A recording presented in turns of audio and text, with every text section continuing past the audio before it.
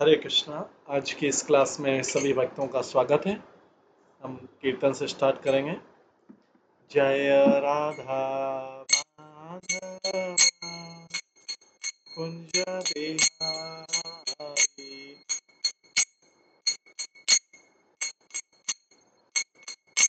जय गोपी जन वल्लभ गिरिवरधारी, यशोदानंदन ब्रज जनरंजन,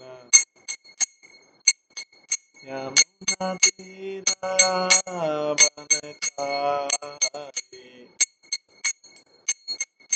जय राधा माधव कुंज बिहारी।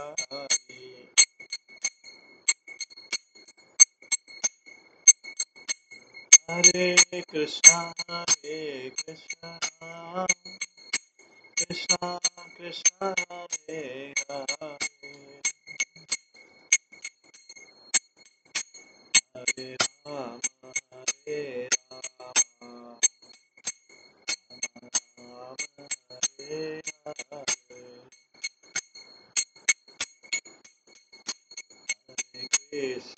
हरे कृष्णा कृष्णा कृष्णा हरे हरे, हरे राम हरे राम, राम हरे हरे।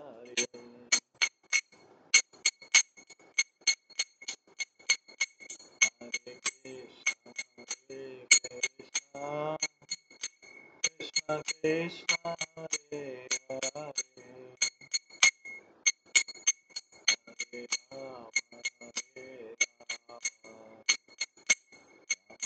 राम हरे हरे। हरे कृष्णा कृष्णा कृष्णा हरे हरे, हरे राम राम राम हरे हरे। हरे कृष्णा कृष्णा कृष्णा हरे हरे, हरे राम राम राम हरे हरे। हरे कृष्णा कृष्णा कृष्णा हरे हरे, हरे राम राम राम हरे हरे। जय राधा गोविंद राधा गोविंद राधा, जय राधा माधव राधा माधव राधे, जय गौरनिताय जय गौरनिताय, गौरनिताय जय गौरनिताय, जय जय प्रभुपाद प्रभुपाद प्रभुपाद, जय जय प्रभु, जय गौर हरि बोल, हरि बोल, हरि बोल, जय गौर हरि। श्री राधा गोविंद देव की जय।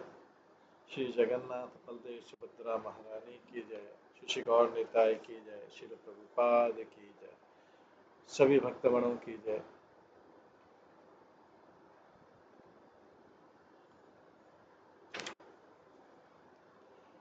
तो हमने पिछली बार श्रवण किया था किस प्रकार एक पापी चांडाल स्त्री का जो मुक्ति हुआ था, और क्योंकि वो स्त्री पूर्व जन्म में उसके जो पापों का वर्णन आया है, किस प्रकार से उसने अवैध संबंध किए और बाद में उसे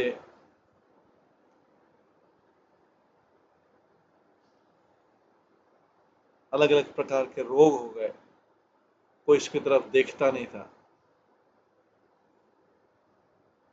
और किस प्रकार से चांडाल स्त्री का उद्धार हुआ, ये हमने श्रवण किया था। आज उसके आगे श्रवण करेंगे। अगली कथा है। बहुत समय पहले विदर्भ राज्य में एक राजा था जिसका नाम था सत्यार्थ। जो बहुत साहसी था, सत्यवान था और धार्मिक सिद्धांतों को बहुत कठोरता से पालन करता था। तो जो शाल्व का राजा है दुर्मर्शन, वो सत्यार्थ का बहुत बड़ा शत्रु था। और एक बार उसने विदर्भ को प्रदेश पर आक्रमण किया, उसको विजय प्राप्त करने के लिए। एक भयानक युद्ध हुआ और अंत में राजा सत्यार्थ की मृत्यु हुई। उस रात्रि जो शत्रु के सैनिकों ने अपने विजय को सेलिब्रेट किया पूरी सिटी में, और जो मृत राजा था उसकी पत्नी, सती पत्नी बाहर आई अपने महल के, और बहुत कठिनाई से बाहर आई। वो दुख से पूरी तरह व्याकुल थी। वो गर्भवती भी थी और अंधेरे में उसने उस गर्भवती अवस्था में इस नगर को छोड़ दिया और पश्चिम की तरफ गई। उस रानी ने बहुत दूरी तय करने के बाद, सारी रात्रि दूरी करने के बाद,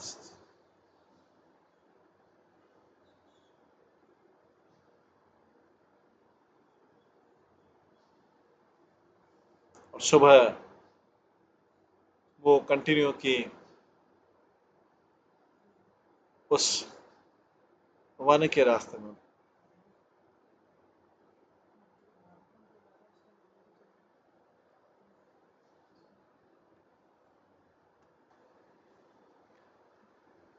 इस प्रकार हम देखते हैं कि वो फाइनली वो स्त्री जो है एक झील पे आई, सरोवर पे आई, जिसमें क्रिस्टल क्लियर एकदम साफ जल था। ये बहुत गर्म दिन था और इसलिए वो उसकी छाया में बैठ गई, उस सरोवर की छाया में। जैसा कि भाग्य था, जब वो उस ऊंचे प्लेटफॉर्म पर बैठी, उस और आसपास वृक्ष थे, उस रानी जो गर्भवती थी उसने, क्योंकि उसका पति तो मारा गया था युद्ध में, उसने उसी समय उस प्लेटफॉर्म पे शुभ अवसर पर बच्चे को जन्म दिया। प्या, प्यास से व्याकुल होकर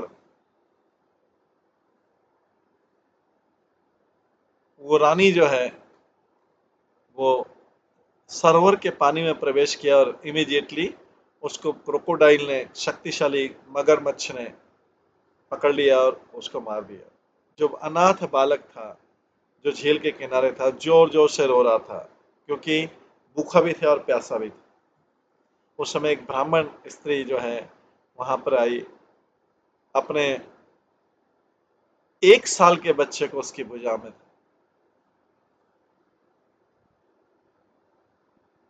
और वो विधवा थी, उसका कोई संबंधी नहीं था, उसके पास कोई धन नहीं था, और वो दरवाजे दरवाजे से पास के गांव में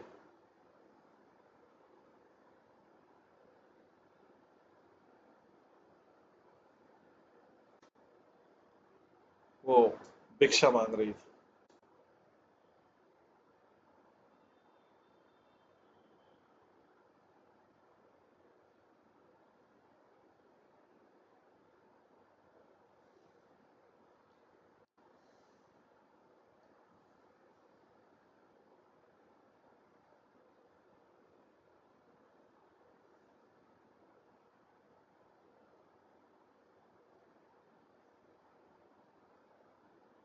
उस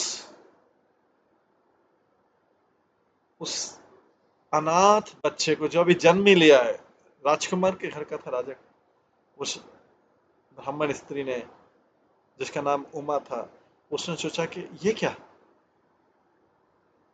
बेबी का जो अम्बिलिकल कॉर्ड है वो भी कटा नहीं था अभी, और मदर कहीं दिख नहीं रही, इसके पिता नहीं है क्या? हाय, ये जो पुअर बेबी है, ये बेचारा बेबी है, ये भूमि पर पड़ा हुआ है।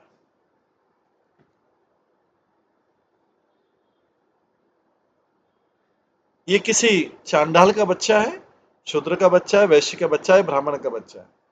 या किसी राजा का बच्चा, मैं कैसे पता लगाऊं? मैं इस बालक को उठाना चाहती हूँ और उसको पालना चाहती हूँ मेरे बच्चे बालक के रूप में, पर मैं इसके पेरेंट्स के जाने बिना कैसे इसको टच कर सकती हूँ? जब ब्राह्मण में ये ब्राह्मण स्त्री सोच रही थी, तो भगवान शिवा जो है, भगवान शिव एक साधु के रूप में वहां पर आए।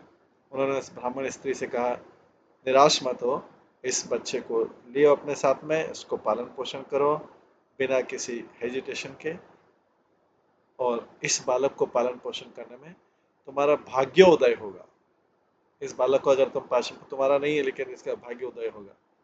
ये कहकर जो शिव जी हैं वो चले गए,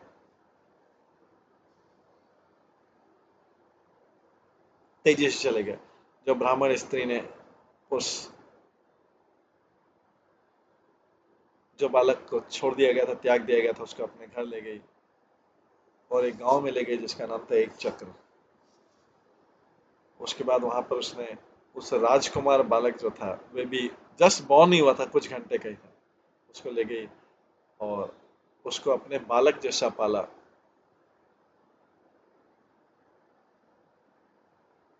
जैसा कि उसका स्वयं का बालक था। और वास्तव में वो दो बच्चों को, एक तो अपना 1 साल का बच्चा था और एक ही इस बालक को, दोनों को पाला उस ब्राह्मण लेडी ने जो जगह जगह भिक्षा मांगती थी। और उसके बाद उचित समय आया तो दोनों बालकों को उसने पवित्र जनेऊ पहनाया। उन्होंने ब्राह्मण का, और दोनों ने ब्राह्मण का जो कर्तव्य होता है वो निभाया जनेऊ पहन के, और अपने माता के साथ चलते थे। जब भी वो बाहर जाती थी भिक्षा मांगने के लिए, दोनों बालक जाते थे। एक बार जब वो भिक्षा मांग रही थी तो ब्राह्मण स्त्री ने एक टेम्पल में प्रवेश किया जहाँ पे बहुत सारे बड़े बड़े साधु संत बैठे थे। उन दोनों बालकों को देख के बुद्धिमान संतों ने क्या, शांडिलिया, बुद्धिमान संत जो है शांडिल्य, शांडिल्य ने आश्चर्य किया, क्या अद्भुत है, भाग्य का क्या है, कैसा भाग्य, दो दो लड़कों को लेके घूम रही है, स्वयं भिक्षा मांगती सुंदर बालक को लेके घूम रही है। ये कर्म का कैसा सिद्धांत है? ये जो बालक है वो बालक की माता के ऊपर निर्भर करता है, और ब्राह्मण स्त्री को अपनी अपनी माता मान के उसने, इन्होंने भी, दोनों ने ब्राह्मण का जीवन जीना चालू कर दिया। ये शब्द सुन के ब्राह्मण स्त्री ने उनके सामने प्रणाम किया, संत के सामने, शांडिल ऋषि के सामने, और उनसे पूछा है, ब्राह्मण, ये जो लड़का है, ये मैं लाई हूं किसी साधु के कहने पर, आज तक मैं ये समझ नहीं पाया हूं कि इसके माता पिता कौन है। इसको मैंने अपना बालक मान के इसको बड़ा किया है। मुझे ये बता सकते हैं किस परिवार में इसका जन्म हुआ है, इसके माता कौन है, इसके पिता कौन है?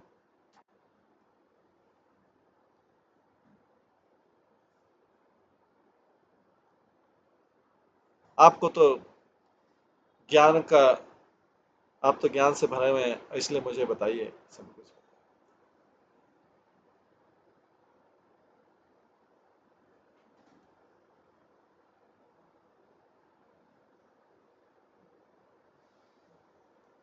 उसके बदले में संत शांडिल ने कहा, उस उस लड़के के जो त्यागा हुआ था उसके माता पिता के बारे में बोला, और बोला कि किस प्रकार से उसका पिता तो बहुत बड़ा राजा था, वो युद्ध में मारा गया, और उसकी माता जो है उसको क्रोकोडाइल, सरोवर में क्रोकोडाइल खा गया। ये सुन के ब्राह्मण स्त्री ने पूछा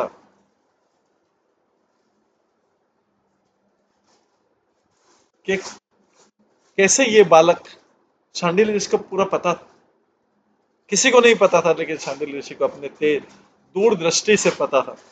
तो उस ब्राह्मण स्त्री ने बोला कि कैसे ये बालक जो त्यागा हुआ था, जो एक दिन का भी नहीं था, कुछ घंटों का था, मेरे पास आया, और अभी कैसे अपना राज्य प्राप्त कर सकता है? साधु ने बोला, उसका जो ये पुत्र है, एडॉप्टेड पुत्र है,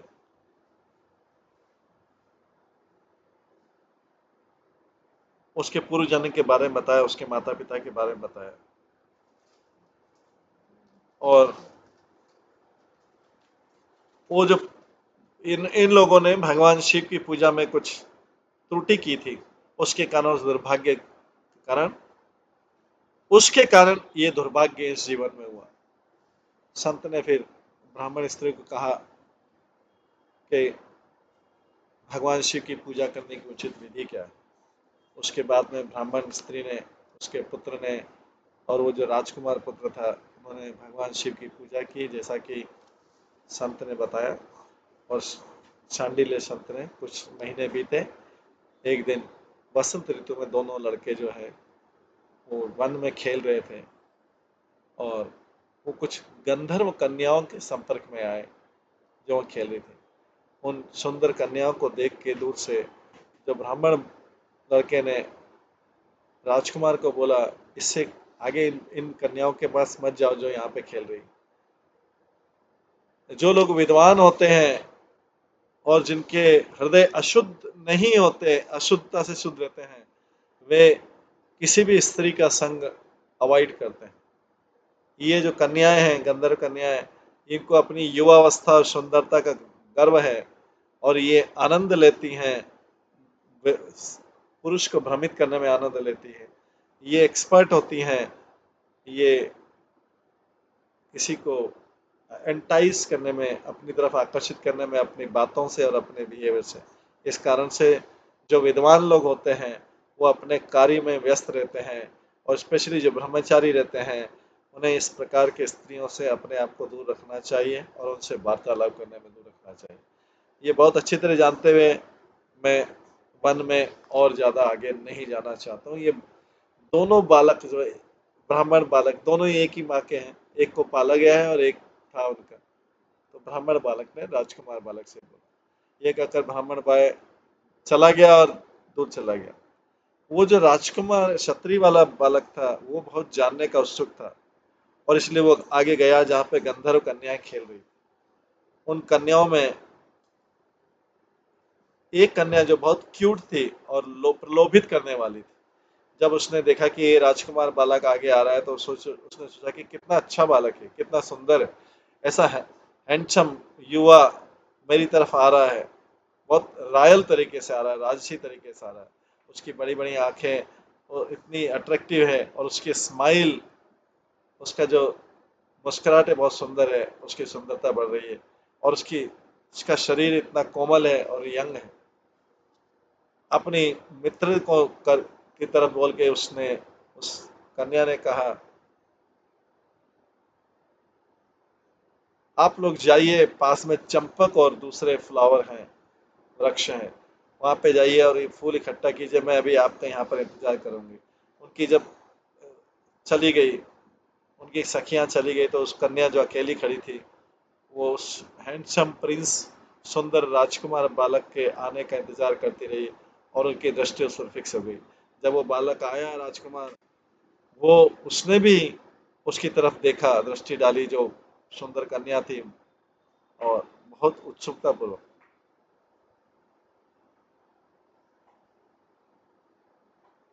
इस प्रकार से वो तो कामदेव की जैसे उसकी तरफ आकर्षित हो गया। जब वो बालक उधर आया तो गंधर्व कन्या ने उसको बहुत सुंदर सीट दी ग्राउंड पे बैठने के लिए, और उसका पेशेंस, उस कन्या का, गंधर्व कन्या का धैर्य तो वैसे ही खत्म हो गया था, उड़ गया था उस राजकुमार बालक को देखते हुए, और उसकी जो इंद्रियां हैं उसमें एजिटेशन होने लगा। फिर भी उसने अपनी सारी फॉर्मेलिटीज की और अच्छी तरह उसके साथ व्यवहार किया। वो गंधर्व कन्या, जिस पतली कमर वाली थी, उसने पूछा, आप कौन हैं, हे कमल नेत्र वाले, आप कहाँ से आए हैं और आप किसके पुत्र हैं। जब इस प्रकार से बहुत स्नेह के साथ बोला तो राजकुमार ने उसके बारे में बता दिया।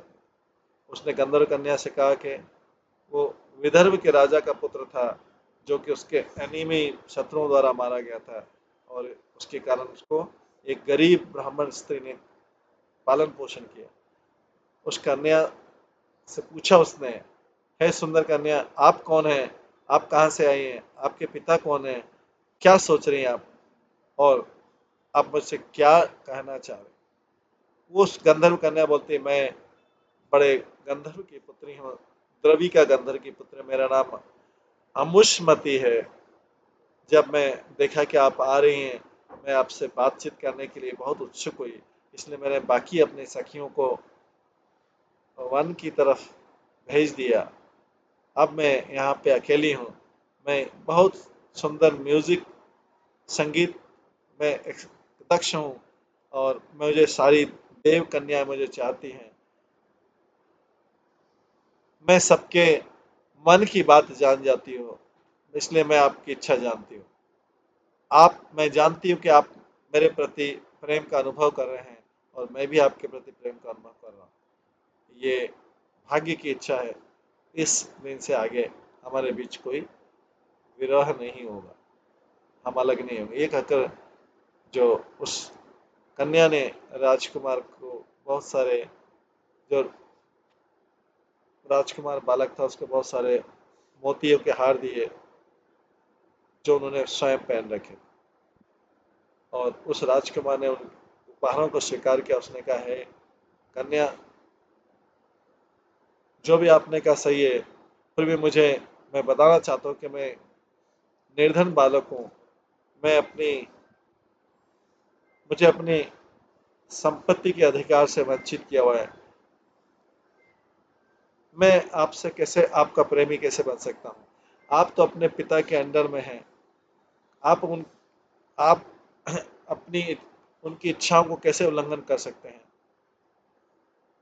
आपको ऐसा नहीं करना चाहिए। एक भ्रमित कन्या के कारण जैसा, इस प्रकार से मुस्कुराते हुए बहुत आकर्षक तरीके से जो कन्या ने बोला, इसकी चिंता मत कीजिए, मैं हर चीज़ अरेंज करूंगी।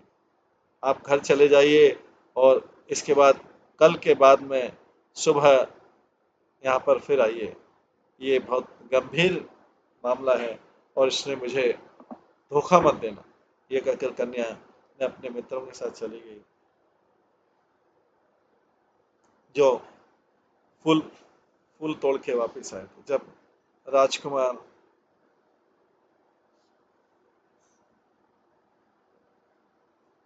जब राजकुमार अपने मित्रों से फिर से मिला, जो ब्राह्मण बॉय था, उसने एक्साइटेडली उत्साह के साथ में उनको सारी चीज बताई जो हुआ।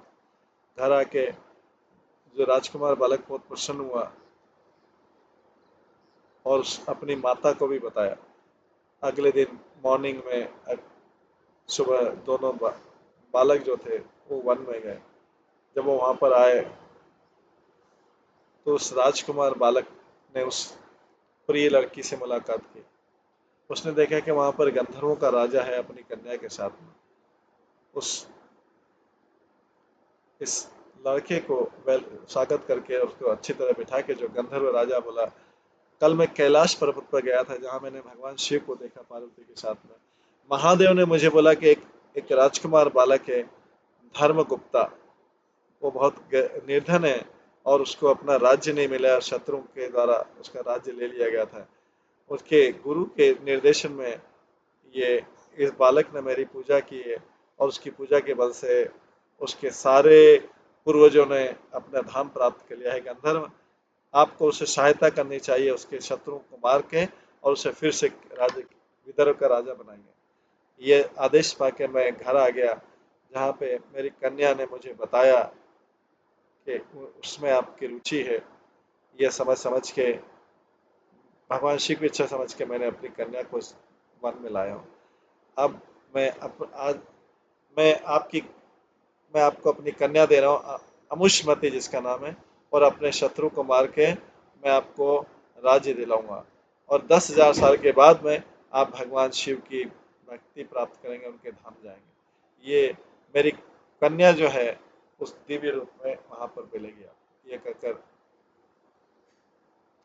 उस गंधर्व राजा ने अपनी कन्या का हाथ उस राजकुमार के हाथ में दिया, और उसको कई सारे कीमती उपहार दिए। उसमें 1,00,000 नील कलर के घोड़े भी थे। उसने रथ दिया और धनुष दिया, जो इंद्र के समान था। और अपनी कन्या के सुख के लिए गंधर्व ने उसको 5,000 दासियां दी, और बहुत धन दिया, जिससे क्या है कि वो अपने शत्रु को विजय प्राप्त कर सके, और उसको गंधर्वों की सेना दी।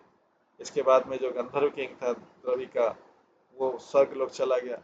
धर्मगुप्त ने उस अपनी नई कन्या को अपनी पत्नी के रूप में लिया और गंधर्व की सेना से अपने शत्रुओं को मारा युद्ध में। जब वो अपने पिता के राज्य में गया, उसको उसके मंत्री ने राजा बनाया।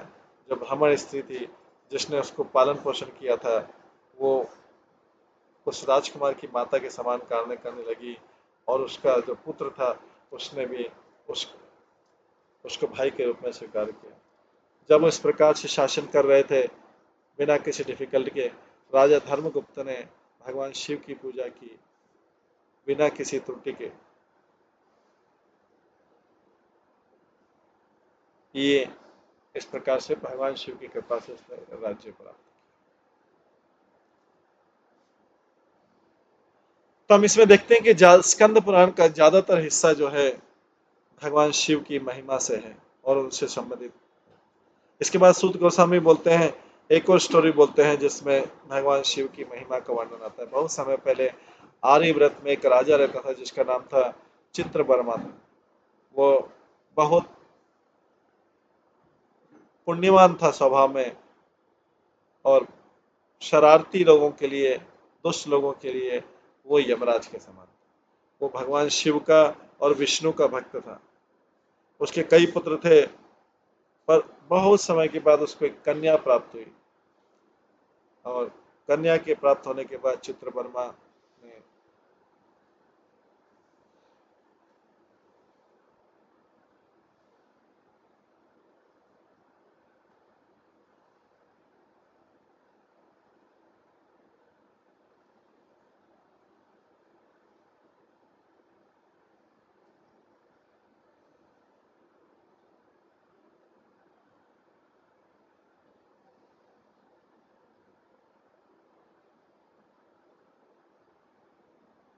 पुत्री के जन्म के बाद में चित्रवर्मा ने कई बड़े बड़े विद्वानों को बुलाया उसके भविष्य के बारे में जानने के लिए।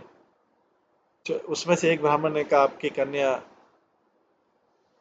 सीमंतनी सारे अच्छे गुणों से युक्त है, वो अपने पति के साथ में बहुत प्रसन्नता के साथ में रहेगी 10,000 साल तक, और 8 पुत्रों को प्राप्त करेगी।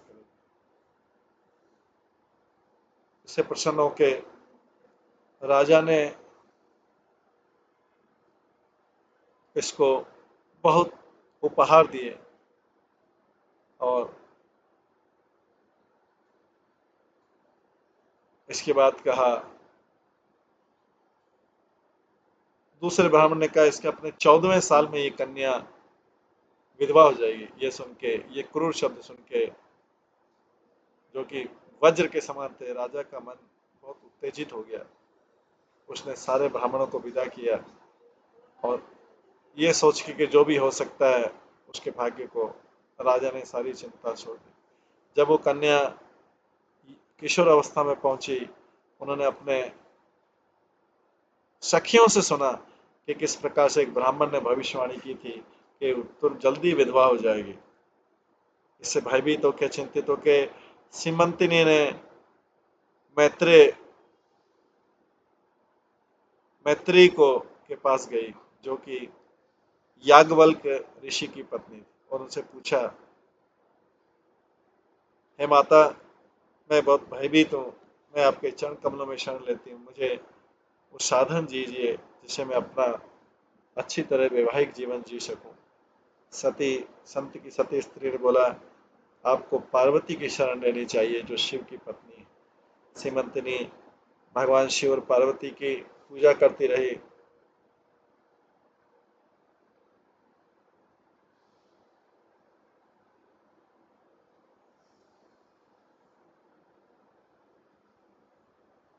एक बार उसके पिता ने एक गुरु के आदेश पर राजकुमार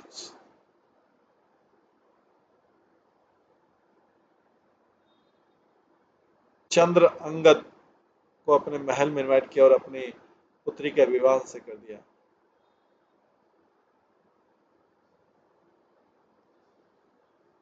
तो ये कौन था? चंद्र अंगद चंद्रअंगद था नल और दमयंती का पुत्र था, जिसका नाम था नल और दमयंती का एक पुत्र था जिसका नाम था इंद्रसेन, और इंद्रसेन का पुत्र था ये चंद्रअंगद।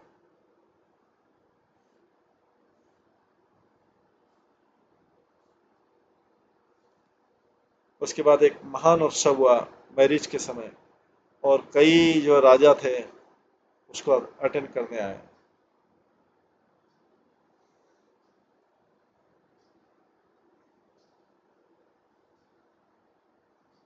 विवाह करने के बाद में चंद्रअंगद ने कुछ दिन बिताए अपने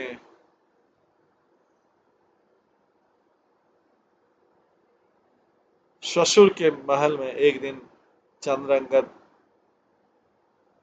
यमुना रिवर को क्रॉस करने वाला था, इसलिए उसने एक नाव में सवार हुआ अपने मित्रों के साथ में। बीच में बहती धारा में उसका जो नाव था वो चक्रव्यूह से प्रभावित होकर डूब गया, और उसमें राजकुमार और नाविक मारे गए। सब जगह शोक मचा, और राजा के सिपाहियों ने उस डूबती हुई नाव को देखा सहाय रूप में। ये सुन के कि क्या हुआ, राजा चित्रवर्मा बहुत भ्रमित हो गए। वो यमुना में गए। अचेतन अवस्था में जब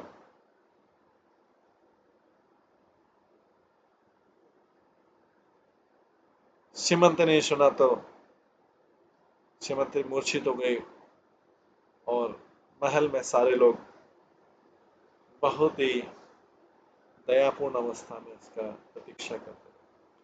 दूर उसके राज्य में जब राजा इंद्रसेन ने अपने पुत्र की मृत्यु को सुना, वो भी मूर्छित हो गया। कुछ समय पश्चात अपने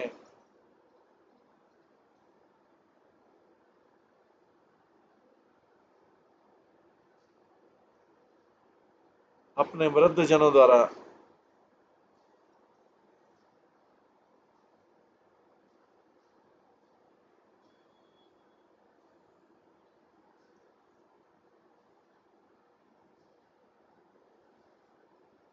राजा चित्रवर्मा को अपना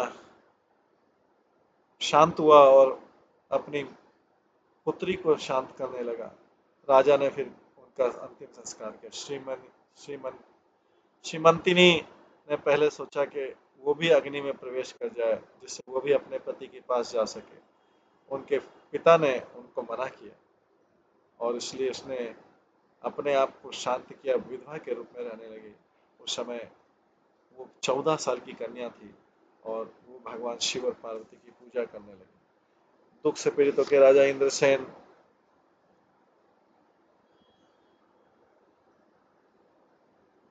राजा इंद्रसेन को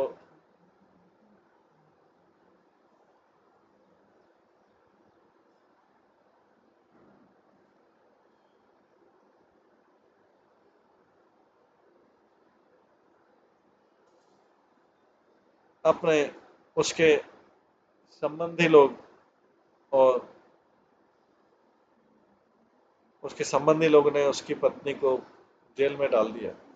जब ये नाव डूबी थी तो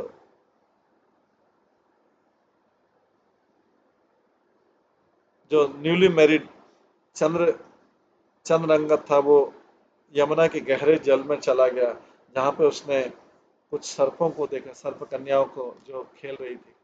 वो वहाँ वो नाग कन्याएं जो थी उसको देख के, राजा को देख के उनको नागलोक में ले गई, और जो सर्पों का धाम है। नाग कन्या से उसने लगा कि चंद्र अंगद उस तक्षक नगरी में प्रवेश किया, जो अमरावती इंद्र की राजधानी अमरावती जैसी थी। वहां पर बड़ी सभा में चंद्रअंगद ने तक्षक सर्प को देखा, जो ज्वेलरी पहन के सीट पे बैठा हुआ था। उसके हजारों फन थे, और हर में किसी में ज्वेलरी थी। असंख्य सर्प उसका इंतजार कर रहे थे, और उसको हाथ जोड़ के प्रार्थना कर रहे थे। वो कई हजारों नाग कन्याओं से भी घिरा हुआ था, जिनकी सुंदरता की तुलना नहीं की जा सकती। तो जो राजकुमार है, उसने तक्षक को प्रणाम किया और अपने हाथ जोड़ के खड़ा रहा। उस जो तक्षक का चमक था, उससे उसकी आंखें प्रभावित हो गई थी। राजा ने उससे पूछा, ये कौन है? नाग कन्याओं से पूछा, ये कहाँ से आया? उन्होंने बोला, हमने इनको जल में देखा था यमुना के, हमको इनको जानते नहीं। इनके परिवार का नाम। तक्षक ने राजा से पूछा, कौन है आप? किसके पुत्र हैं? आप किस लिए आए हैं? कहाँ से आए हैं? इसके उत्तर में चंद्रभागा ने बोला कि किस प्रकार से वो फेमस राजा नल का पुत्र पुत्र है, और नल जो कि निषादों का राजा है, और किस प्रकार से वे यमुना में डूब गया था। तक्षक ने पूछा, आप कौन से देवता की पूजा करते हैं? राजकुमार ने बोला, वो भगवान शिव का भक्त है और पार्वती का। तक्षक बहुत प्रसन्न हुआ। उसने चंद्रभागा को बोला कि ये जो जगत है रत्नों से भरा हुआ है, और जो ये सारी कन्याएं, ये दिखने में बहुत सुंदर हैं, और ये सारे वृक्ष जो हैं कल्प वृक्ष हैं, और यहाँ पर ऐसे कुएं हैं जो अमृत से भरे हुए हैं। यहाँ पर ओल्ड एज का, वृद्धावस्था का कोई डर नहीं है, रोग का कोई डर नहीं है, मृत्यु का कोई डर नहीं है। यहाँ पर रुकिए और अपने लाइफ को एंजॉय कीजिए। राजकुमार ने बोला, मैं धार्मिक सिद्धांत के अनुसार मेरा विवाह हुआ था। मैं केवल एकमात्र पुत्र, और मेरी पत्नी बहुत धार्मिक है। मेरे पिता और जो वाइफ है बहुत दुखी होंगे मुझे मृत समझ के। हो सकता है कि वो मेरी इस दुख के कारण मृत्यु हो गई है। मैं आशा करता हूँ कि वो उस स्थिति को समझ गए होंगे और अब किस तरह अपना जीवन को चला रहे होंगे। इस कारण से मैं यहाँ पर लंबे समय तक नहीं रहना चाहता। कृपया मुझे पृथ्वी पर पहुंचा दी। तक्षक ने राजकुमार को भोजन दिया, जो कि कल्प वृक्ष ने दिया था। चंद्रांगद के प्रस्थान के बारे में सर्प राजा ने कहा, आप जब भी मुझे याद करेंगे मैं आपके सामने आ जाऊंगा। तक्षक ने राजकुमार को घोड़ा दिया है, जिससे वो अपनी इच्छा से कहीं पे भी जा सकता है। और एक और राजकुमार को एक और व्यक्ति को दिया जो उसको सहायता करेगा, और उसको विदा दिया। थोड़ी देर में चंद्रगुप्त उस जल से बाहर निकला, उस दिव्य घोड़े पर बैठ के। जब आया तो उसी समय उसकी पुण्यमान पत्नी सती सीमंतिनी वहां पे स्नान करने आई अपनी सेविकाओं के साथ में।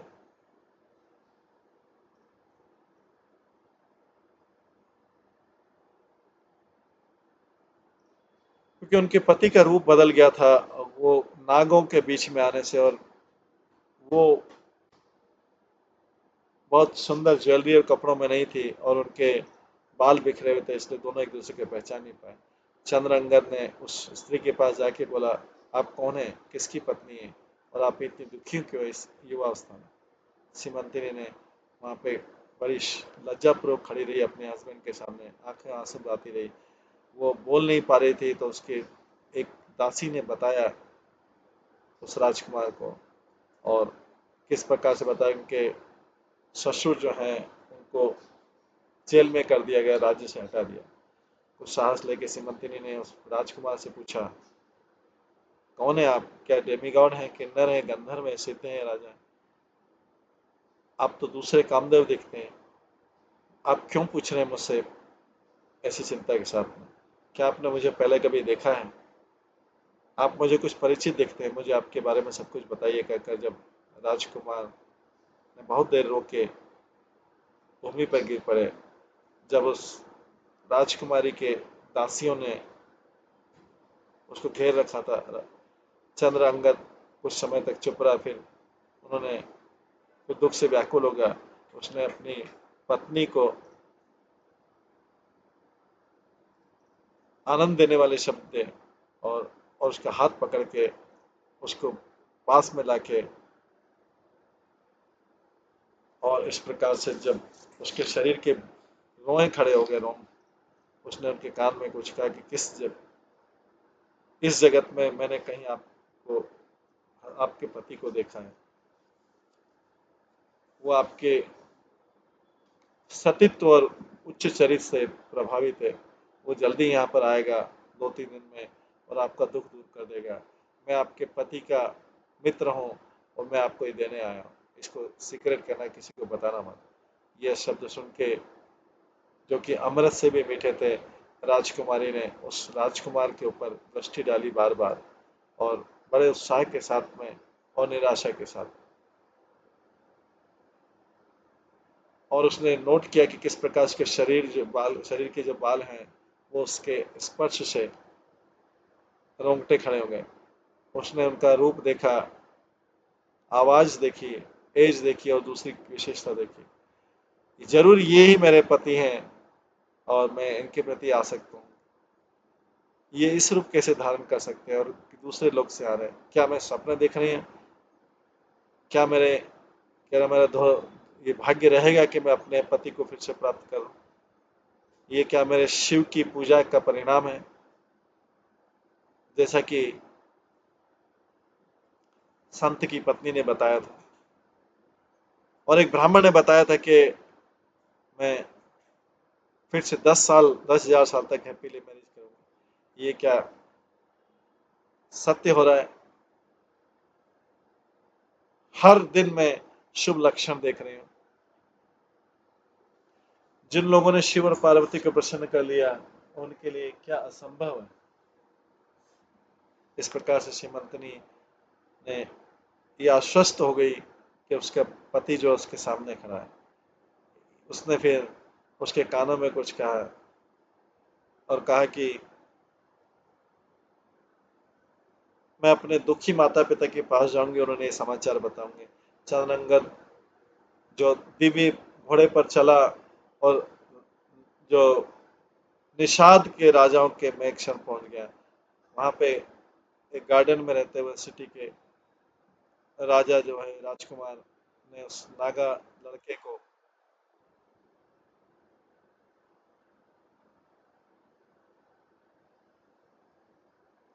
उन संबंधियों के पास भेजा जिसने उनका सिंहासन हड़प लिया था। जब नागा लड़का जो है, उन्होंने बोला कि आप नागा लड़का जो है उन संबंधियों के पास गया और उनसे बोला कि आप तुरंत अभी इंद्रसेन को छोड़ दो। उसका पुत्र जो चंद्रअंगद है वो आ गया है सांपों के लोक से। अगर आप वो सिंहासन नहीं छोड़ते तो चंद्रअंगद जो है, चंद्रअंगद अपने बाणों से आपको अपने जीवन से विलीन कर देगा। तो जो शत्रु सारे संबंधी थे उन्हें बड़े शांतपूर्वक सारा राज्य को त्याग दिया और इंद्रसेन को जेल से छोड़ दिया और उसको बता दिया कि किस प्रकार से उनका जो पुत्र है नागलोक से वापस आ गया।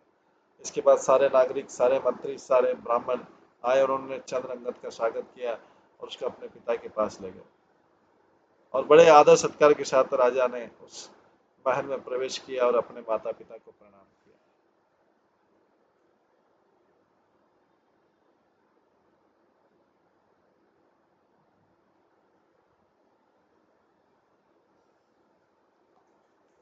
अपने माता पिता को प्रणाम किया।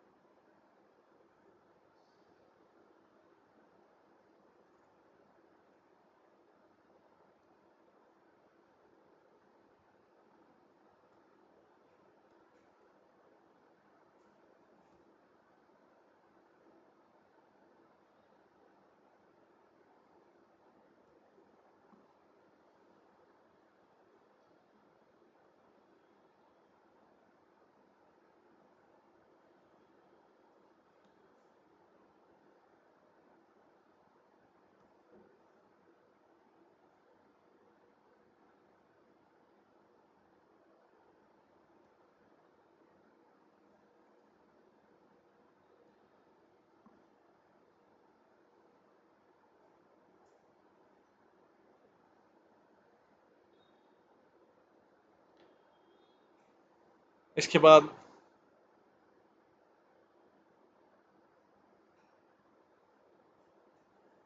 सभा में बैठे हुए चंद्रअंगद ने किस बताया कि किस प्रकार से वो तक्षक सर्प से मिले और फिर घर आ गए। ये अपने पुत्र के बारे में सुन के राजा इंद्रसेन बहुत उत्साहित हुए, आनंद हुए। जो निषाद राजा थे, उसके बाद उन्होंने राजा चित्रवर्मा को मैसेज भेजा इस उत्तम समाचार का। जब उसने भी सुना तो राजा खड़ा हो गया और नृत्य करने लगा आनंद में। उसने अपनी पुत्री को बुलाया और उसको विधवा के होने के सारे चिन्ह हटाए और फिर से राजकुमारी के रूप में राजकुमारी के रूप में रहने लगी। और पूरे सब जगह उत्सव मनाया गया और हर किसी ने सीमंतनी की सतीत्व की प्रशंसा की। राजा चित्रवर्मा ने इंद्रसेन के पुत्र को अपने राज्य में इनवाइट किया और फिर से मैरिज विवाह सेरेमनी किया गया। और जो सारे रत्न थे वो नागलोक से लाए गए। चंद्रंग ने बड़ी प्रसन्नता के साथ में अपनी पत्नी को सुसज्जित किया, जिससे वो भी दिव्य लगने लगे। इसके बाद चंद्रंगद अपनी पत्नी के साथ घर आए और राजा इंद्रसेन ने उनको अपने सिंहासन पर बिठाया। उसने 10,000 साल तक राज्य किया और इस प्रकार से अतुलनीय आनंद उठाया अपनी पत्नी के साथ में। समय के साथ साथ उनके 8 पुत्र में एक कन्या हुई। तो सारे नैमिषारण्य ऋषि बोलते हैं ये बहुत सुंदर कथा थी। जो आपने बोला वो बहुत श्रेष्ठ है। ये भगवान शिव की महिमा गाती है। इससे भगवान शिव की महिमा पता लगता है। और इसके अब आगे सुनाइए।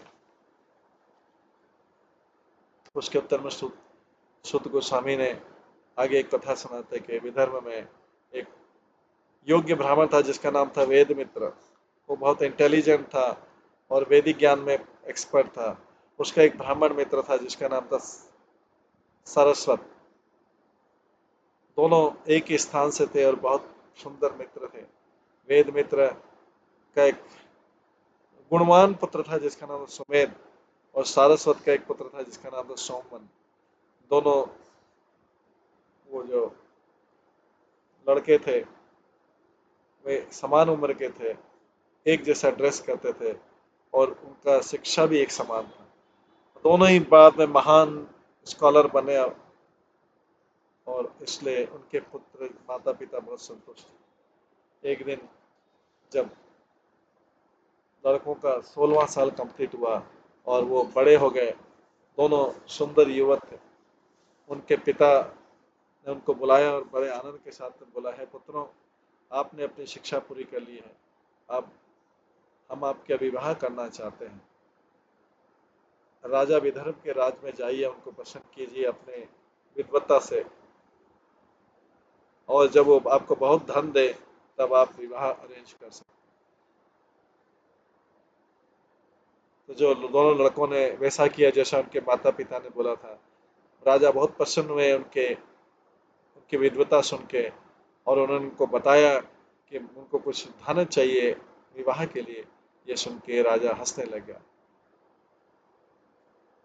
कुछ और समझने के लिए उन्होंने उनसे कहा कि जो निषादों की रानी है, बहुत सती है, जिसका नाम सीमंतनी है, वो भगवान शिव की पूजा करती है हर दिन और ऐसा करने के बाद में वो उच्च कोटि के ब्राह्मणों को रिवार्ड देती है। वो ब्राह्मणों को और उनकी पत्नियों को गिफ्ट देती है। अपने आप को एक स्त्री बना लीजिए और दूसरे को उसका हस्बैंड बना लीजिए। इस प्रकार आप उनके पास जाइए ब्राह्मण कपल के रूप में और उनसे धन लेके आइए और मुझे बताइए वापस कि क्या हुआ।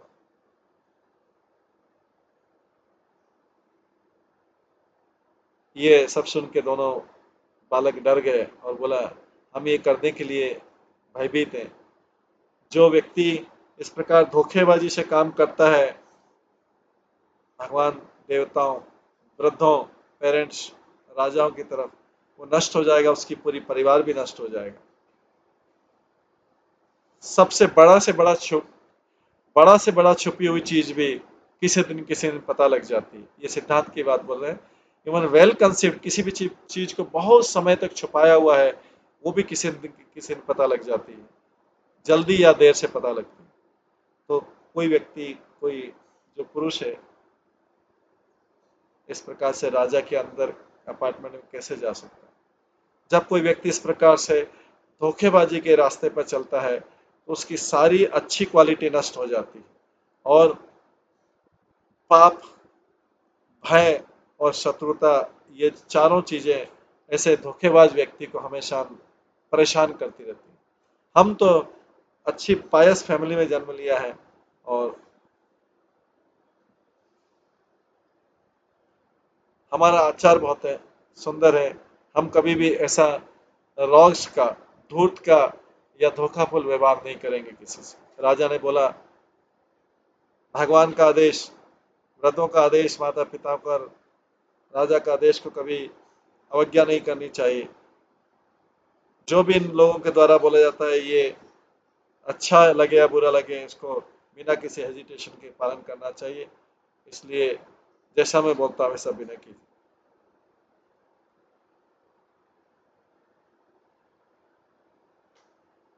इसके पश्चात जो आगे की घटना है, जब इन्होंने ऐसा किया, दोनों जाएंगे, हालांकि इनको डर लग रहा है कि धोखेबाजी करना ठीक नहीं, क्योंकि धोखेबाजी से सारे पुण्य नष्ट हो जाते हैं, परिवार नष्ट हो जाता है, और उसके सारे अच्छे गुण, व्यक्ति के सारे अच्छे गुण खत्म हो जाते हैं। ये सब सोच के वो तैयार नहीं थे, लेकिन राजा ने ऑर्डर दिया। तो इसके बाद क्या होता है, राजा के ऑर्डर के बाद ही हम कल की क्लास में श्रवण करेंगे। आज की क्लास की यहीं पे विराम देते हैं। सभी भक्तों का बहुत बहुत धन्यवाद। सब भक्तों के लिए एक बार हम हरे कृष्ण महामंत्र का जप करेंगे। हरे कृष्णा कृष्णा कृष्णा हरे हरे, हरे राम राम राम हरे। श्री श्रीमद स्कंद पुराण ग्रंथ की जय, श्रील प्रभुपाद की जय। सभी भक्तगणों